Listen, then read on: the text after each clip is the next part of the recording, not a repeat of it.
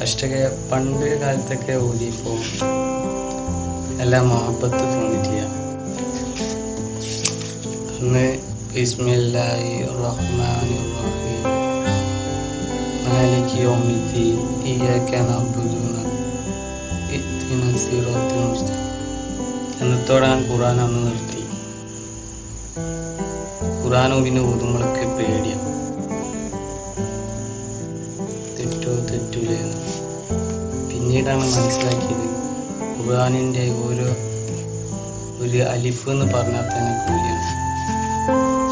പിന്നെ മുഹബത്ത് തോന്നി.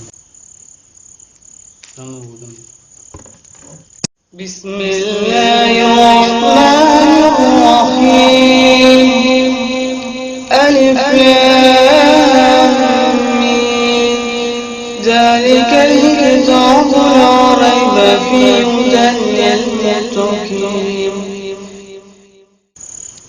ഒരിക്കൽ പോലും നമുക്ക് വിചാരിച്ചിട്ടില്ല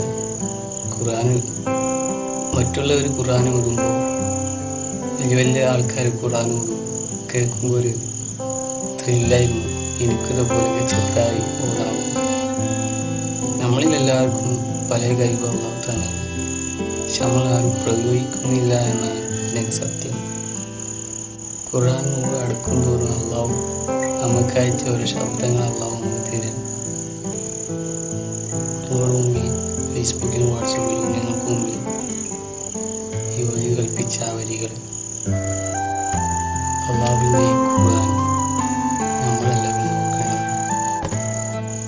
മരിച്ചു പോയാൽ നമ്മൾ ചോദിക്കേണ്ടത് ഖുർആനെ കുറിച്ചിട്ടോ നമ്മൾ ചിന്തിക്കേണ്ട ഒരു വിഷയമാണ്. നമ്മൾ ഫോട്ടോ ഇട്ട് ലൈക്ക് അടിച്ചില്ല,